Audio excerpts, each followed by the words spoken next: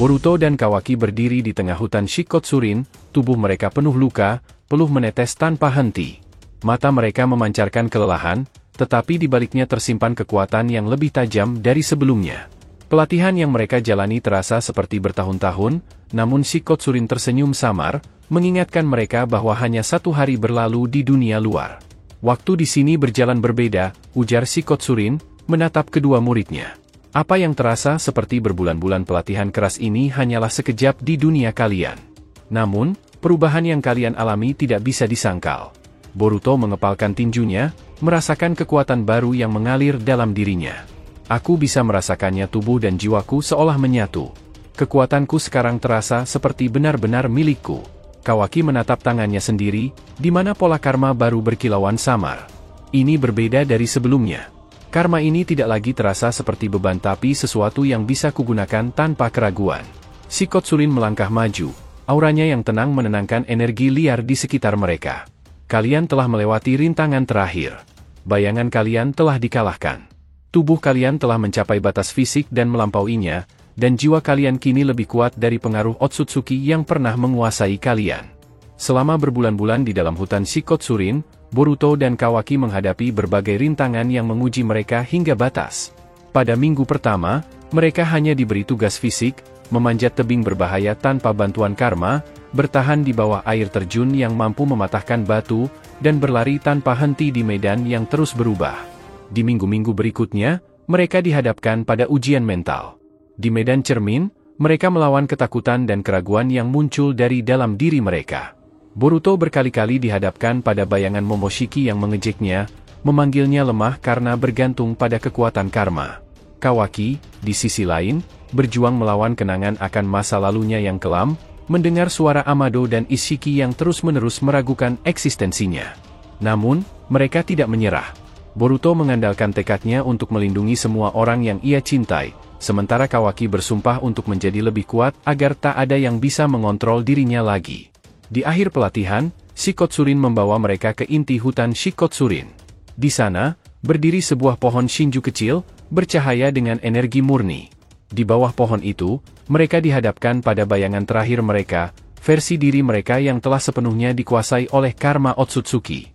Bayangan Boruto dan Kawaki jauh lebih kuat daripada semua musuh yang pernah mereka hadapi.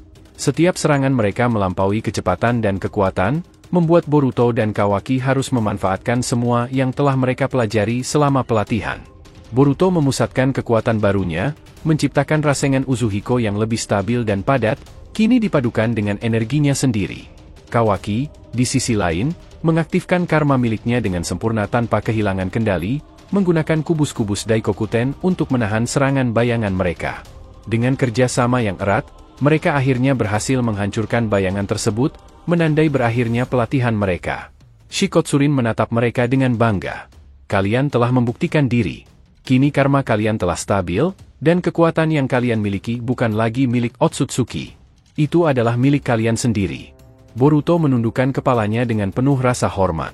Terima kasih, Shikotsurin. Tanpa bantuanmu, kami tidak akan sampai sejauh ini. Kawaki mengangguk, meskipun ekspresinya tetap keras. Aku tak pernah menyangka pelatihan ini akan mengubahku sebanyak ini. Tapi aku tak akan lupa tujuan kami. Shikotsurin mengangkat tangannya, membuka portal dimensi ke dunia nyata. Perjalanan kalian baru saja dimulai. Kalian telah mendapatkan fondasi yang kuat, tetapi perang melawan Otsutsuki belum berakhir. Kalian harus terus maju, melindungi dunia kalian dari kehancuran. Saat mereka melangkah melalui portal, Boruto menoleh sekali lagi. Kami akan melakukannya. Tidak hanya untuk dunia kami, tetapi juga untuk menghentikan kekacauan yang telah dimulai oleh para Otsutsuki. Dalam sekejap, mereka kembali ke dunia nyata, berdiri di tempat yang sama seperti ketika mereka pergi, tetapi dengan kekuatan baru dan tujuan yang lebih kuat. Mereka tahu bahwa pertempuran berikutnya akan lebih berat, tetapi kali ini, mereka tidak akan menyerah. Boruto dan Kawaki berdiri di tepi hutan, tempat mereka pertama kali masuk ke dalam dimensi Shikotsurin. Meskipun tubuh mereka tampak lebih kuat, dengan aura yang lebih tenang namun berbahaya, ada kerutan kekhawatiran di wajah mereka. Di depan mereka, Shikotsurin mengamati dengan ekspresi serius, sementara portal dimensi yang baru saja mereka lewati mulai memudar. Dengarkan aku baik-baik, kata Shikotsurin, suaranya tenang namun tegas. Pelatihan kalian di sini hanyalah langkah awal. Stabilnya karma kalian berarti kalian sekarang bisa memanfaatkan kekuatan itu sepenuhnya tanpa risiko kehilangan kendali. Tapi ini juga berarti kalian akan menjadi target yang lebih besar bagi para Otsutsuki lainnya. Boruto mengepalkan tangannya, menatap Shikotsurin dengan penuh tekad. Kami tahu risikonya. Tapi sekarang, dengan kekuatan ini, kami bisa melawan mereka. Kami harus melindungi dunia kami. Kawaki mengangguk, tatapannya tajam seperti biasanya. Shikotsurin, kau tahu lebih banyak tentang para Otsutsuki. Apakah ada tempat lain di dimensi ini di mana mereka mungkin bersembunyi? Shikotsurin memejamkan mata sejenak, seolah-olah membaca jejak-jejak energi di dimensi tersebut. Ada banyak tempat di dimensi ini yang menyimpan rahasia para Otsutsuki. Tapi tujuan berikutnya jelas, kalian harus pergi ke inti dimensi Shinju. Itu adalah tempat di mana pohon Shinju pertama kali tumbuh. Tempat itu adalah pusat energi mereka, dan kemungkinan besar, para Otsutsuki terkuat sedang berkumpul di sana. Boruto berpikir sejenak, lalu menatap Kawaki. Sebelum kita pergi ke sana, kita harus kembali ke dunia nyata dan menyusun rencana dengan Shikamaru dan yang lainnya. Ini bukan pertempuran yang bisa kita hadapi sendirian. Setuju, jawab Kawaki. Tapi kita harus bergerak cepat. Otsutsuki yang tersisa pasti sudah menyadari bahwa kita menjadi lebih kuat. Langit biru di atas mereka tampak menenangkan, tetapi mereka tahu ancaman besar masih mengintai. Setibanya di Konoha, Boruto dan Kawaki langsung menuju ruang rapat utama di Menara Hokage. Di sana, Shikamaru, Koji, dan beberapa ninja elit lainnya telah berkumpul. Di layar holografik di tengah ruangan, terlihat wajah para kage lainnya, Darui dari Kumogakure, Kurotsushi dari Iwagakure, Chojuro dari Kirigakure, dan Gaara dari Sunagakure. Boruto, Kawaki, Shikamaru membuka pembicaraan, nada suaranya tegas. Kami mendengar kalian baru saja kembali dari dimensi lain. Apa yang kalian temukan? Boruto melangkah maju, suaranya penuh keyakinan. Kami telah menyelesaikan pelatihan di Shikotsurin dan memperkuat kontrol atas karma kami. Tapi kami juga menemukan informasi penting, pusat kekuatan Otsutsuki ada di inti dimensi Shinju. Itu adalah tempat mereka berkumpul dan mungkin tempat mereka merencanakan invasi besar berikutnya. Koji mengangguk, wajahnya penuh pemikiran. Inti dimensi Shinju, itu adalah tempat legendaris. Jika para Otsutsuki benar-benar berkumpul di sana, kita perlu merencanakan serangan besar-besaran. Tapi itu juga berarti kalian akan menghadapi para Otsutsuki terkuat. Kekuatan kalian memang bertambah, tapi melawan inti kekuatan Otsutsuki membutuhkan lebih dari sekadar kekuatan. Kami tidak punya pilihan lain, jawab Kawaki dengan nada keras. Jika kita tidak bergerak sekarang, mereka akan membawa kehancuran ke dunia ini. Ini bukan soal siap atau tidak siap.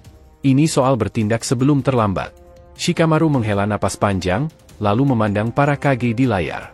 Kalau begitu, kita harus memobilisasi seluruh aliansi shinobi.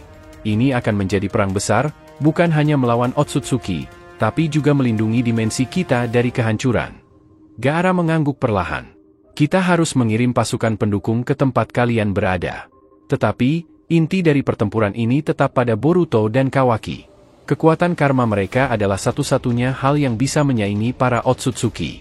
Jangan lupakan aku, suara lain tiba-tiba terdengar. Semua kepala menoleh, dan di pintu masuk, Naruto Uzumaki muncul, diikuti oleh Sasuke Uchiha. Boruto terlihat terkejut.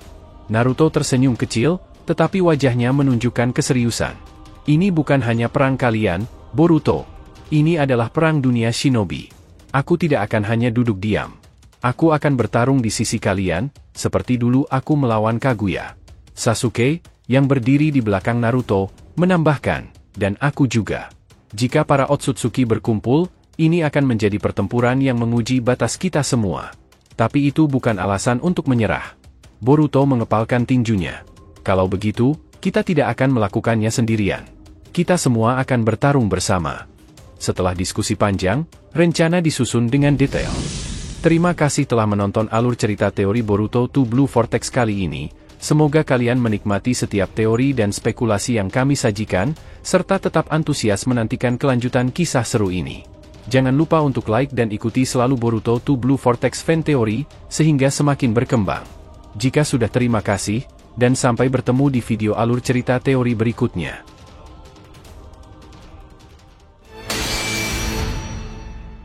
これは俺の物語だ